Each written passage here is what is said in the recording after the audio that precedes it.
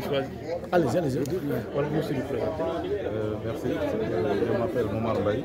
Je suis le spécialiste développement social du projet Senrem Pêche.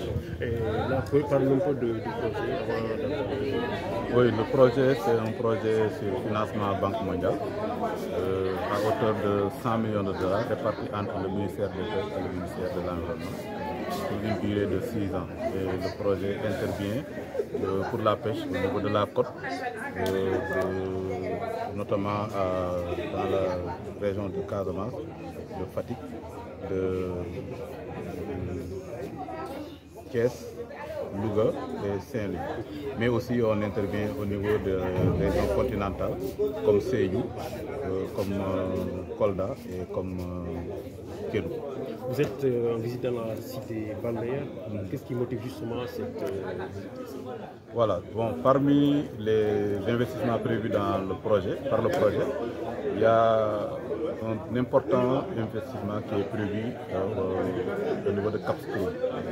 Pour cela, il y a un grand quai de débarquement qui est prévu et qui sera un quai moderne qui permettrait un peu aux pêcheurs et aux mareyeurs d'avoir un peu plus de plus-value dans ce qu'ils sont en train de faire en termes de qualité, en termes aussi de confort et de sécurité. Mais parallèlement aussi, on a prévu de mettre une maison des pêcheurs, un poste de contrôle pour le service des pêches et un centre de surveillance pour la sécurité de la pêche et la conservation de la ressource de manière générale. On sait que le parc fait plus de 600 pirogues. Aujourd'hui, vous avez quand même énuméré un peu ce qui vous a poussé à pouvoir accompagner dans la zone. Une idée un peu du coût de tout cela? Oui, bon. Par rapport au coût, c'est rien que pour le quai, ça va faire peut-être entre 1 milliard et plus. Donc ça veut dire que c'est un grand investissement. Plus maintenant, ce qui est maison des pêcheurs, ça c'est des dizaines, voire centaines de millions. Et ce qui est aussi poste de contrôle et poste de centre de surveillance des pêches. Parce que ça c'est des infrastructures modernes, équipées, avec tout un ensemble d'équipements qui seront installés pour voir que les services dédiés puissent vraiment jouer leur rôle pleinement dans le contrôle et la surveillance des ressources de la pêche. Les échanges ont mis du temps avec les populations et les acteurs. C'est quoi le maître mot de tout cela? Voilà, comme vous avez vu, rien qu'aujourd'hui pour la validation en audience publique de l'étude d'impact environnemental et social, vous avez vu les discussions qu'il y a eu.